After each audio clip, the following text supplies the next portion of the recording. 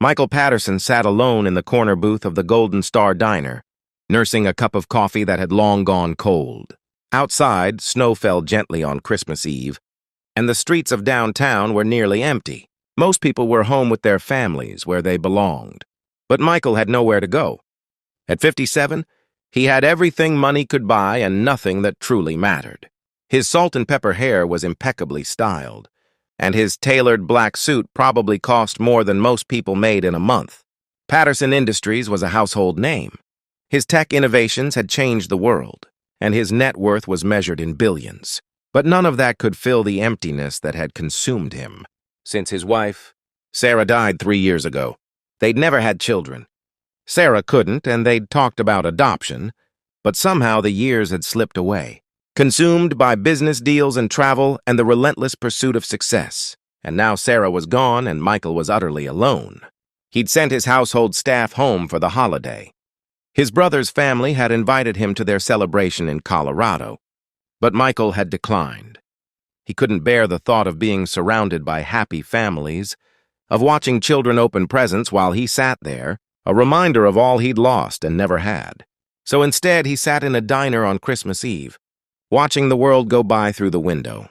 The place was nearly empty, decorated with slightly worn garlands and a small artificial tree in the corner. It was a far cry from the lavish holiday parties he usually attended, and somehow that felt right. He didn't deserve joy.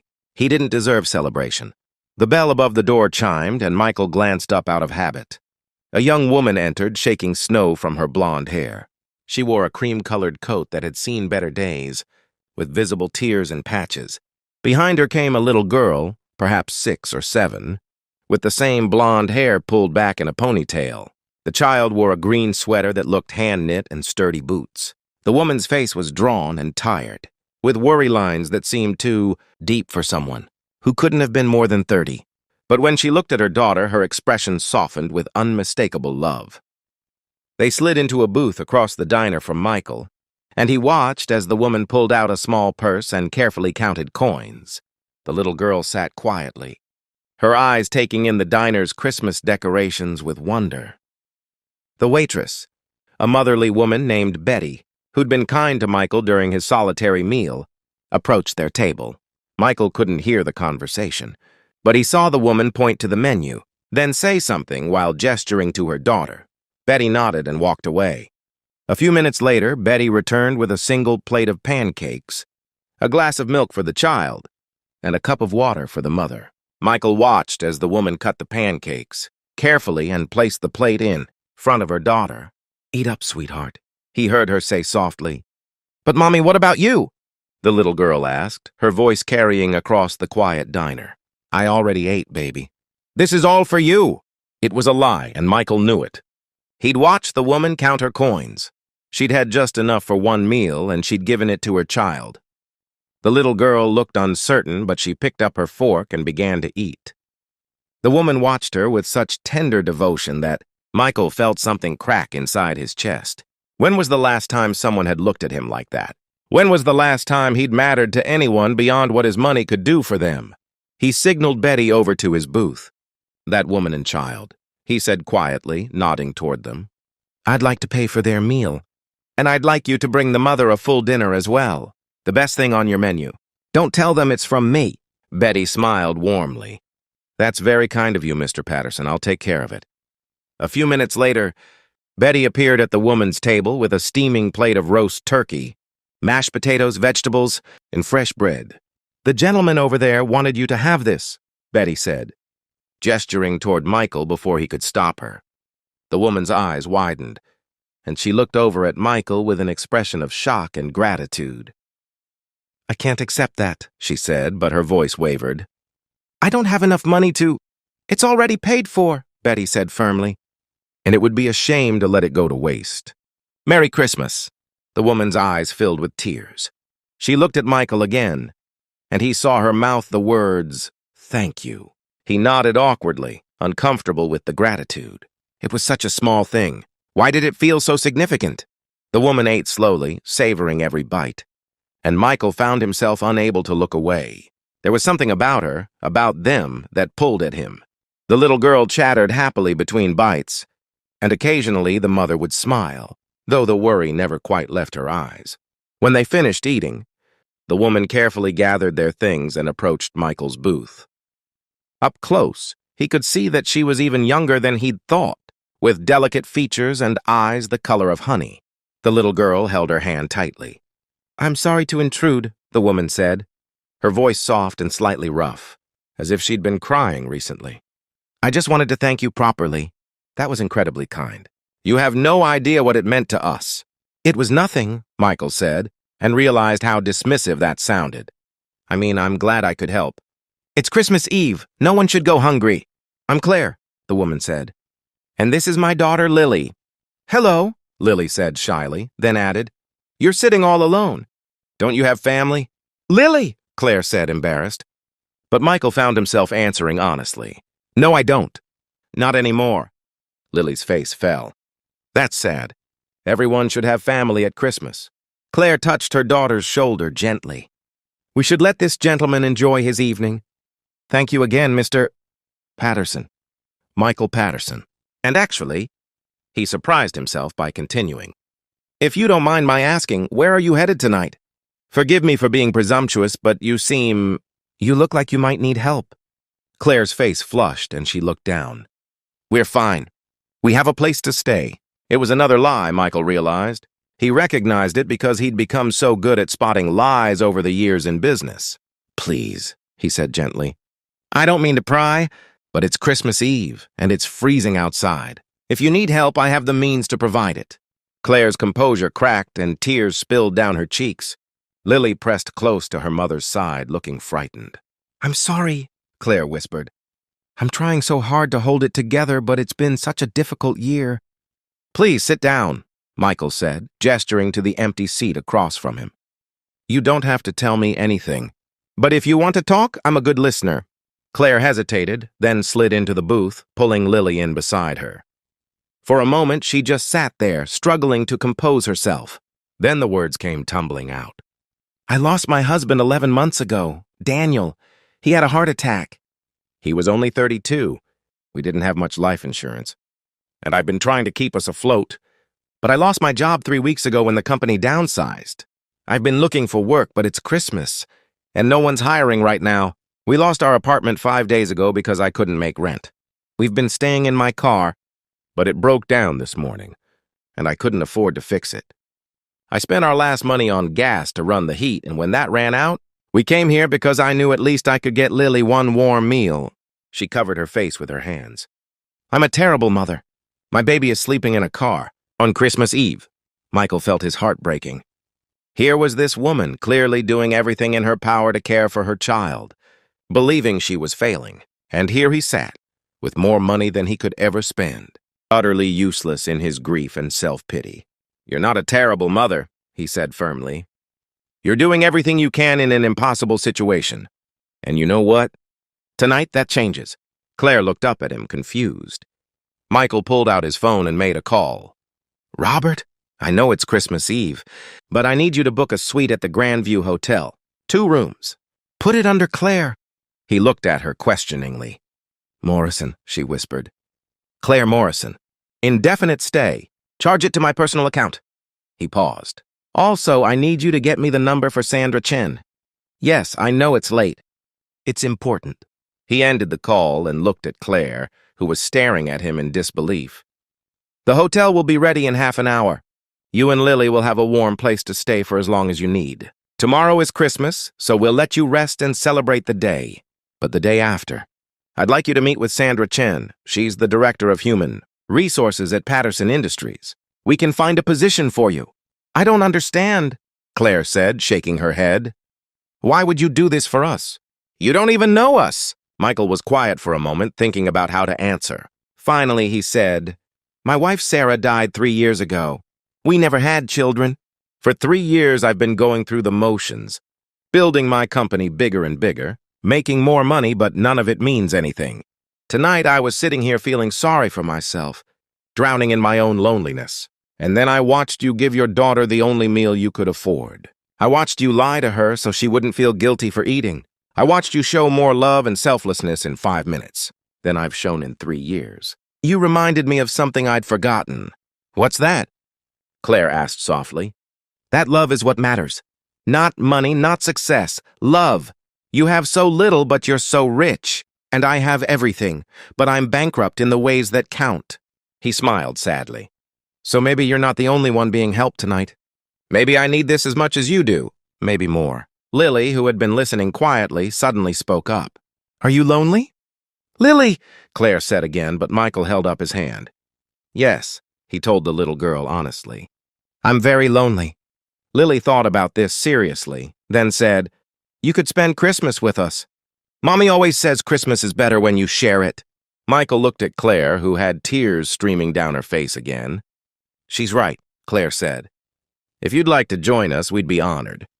And so on Christmas Eve, Michael Patterson found himself doing something he never would have imagined. After getting Claire and Lily settled into their hotel suite, he returned with bags of Chinese takeout from the only restaurant open late, along with a small Christmas tree he'd convinced a street vendor to sell him, and a few wrapped presents he'd frantically purchased from a 24-hour drugstore. They decorated the tree together in the hotel suite, Lily's eyes shining with wonder. They ate their Chinese food picnic style on the floor, and as midnight approached, Michael sat on the couch with Lily, falling asleep against his shoulder while Claire hummed a soft Christmas carol. Thank you, Claire said quietly. You've given us more than a room and a job. You've given us hope. Michael looked down at the sleeping child, so peaceful and trusting, and felt something shift inside him. For the first time in 3 years, the crushing loneliness had lifted. He felt alive again. He felt needed. I think you've given me something too, he said. I think you've reminded me why life is worth living. The months that followed were transformative for all of them.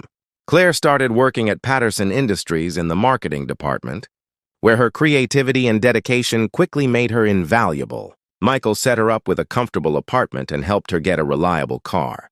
But more than the material help, he became part of their lives. He attended Lily's school plays and helped her with homework. He took them to museums and parks and baseball games. He taught Lily to ride a bike and was there when she lost her first tooth. When Claire's car broke down, he was the one she called. When Lily had nightmares about losing her mother the way she'd lost her father, Michael was there to reassure her that Claire was healthy and safe. Somewhere along the way, without anyone quite noticing when it happened, they became a family. Not in the traditional sense, perhaps, but in all the ways that truly mattered. Claire and Michael grew closer, bonded first by gratitude and circumstance, but gradually by something deeper. They had long conversations late at night about life and loss and hope. They laughed together. They grieved together, Michael for Sarah and Claire for Daniel, helping each other heal. One evening, nearly a year after that Christmas Eve, Michael took Claire and Lily to dinner at a nice restaurant. Lily was chattering about her upcoming birthday party, and Claire was laughing at her daughter's enthusiasm, and Michael looked at them both and felt overwhelmed with love. After dinner, as they walked through the park, Lily ran ahead to look at a fountain.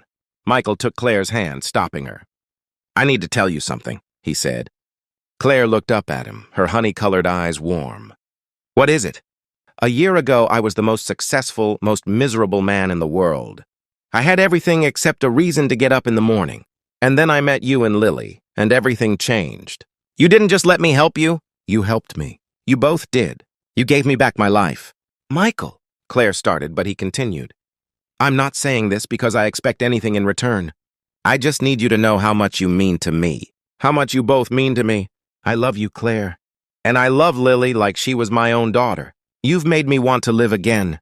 Claire's eyes filled with tears, but she was smiling. Do you know what Lily told me last week? She asked softly. Michael shook his head. She said she wished you could be her daddy. Not instead of Daniel, she's very clear about that. But in addition to, she said she has 2 daddies now, one in heaven and one here, and that makes her extra lucky. Michael felt tears sting his own eyes. What did you tell her? I told her that love doesn't work like math. You can't add it up or divide it.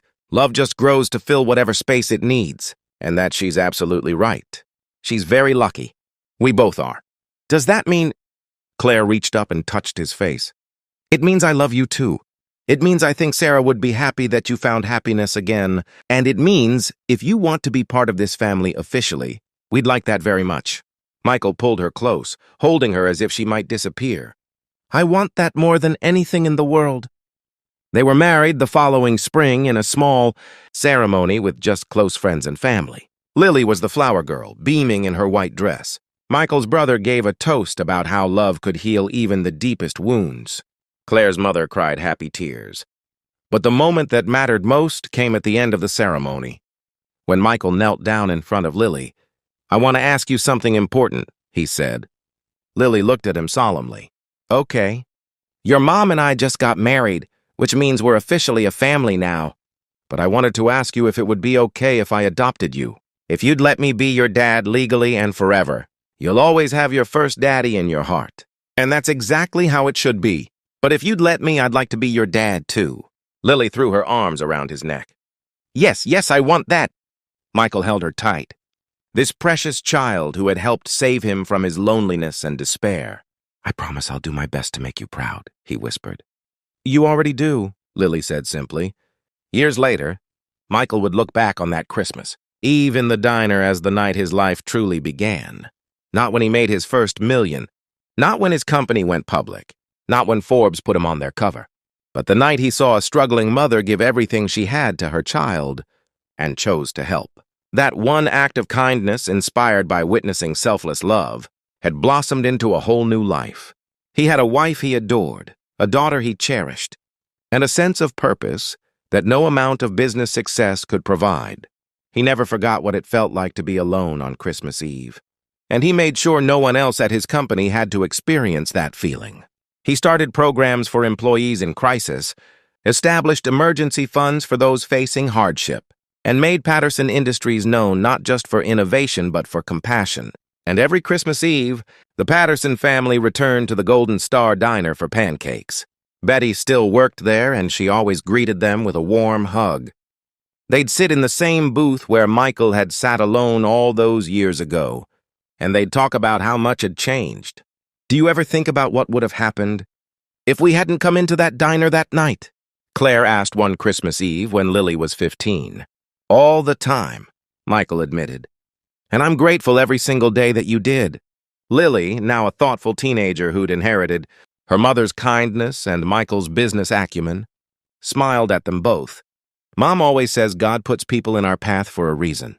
She's right, Michael said, reaching across the table to take both their hands. I thought I was alone, but I wasn't. I was just waiting for you to find me. And that, he would tell anyone who asked, was the real Christmas miracle, not the money he'd given or the help he'd provided, though those things mattered.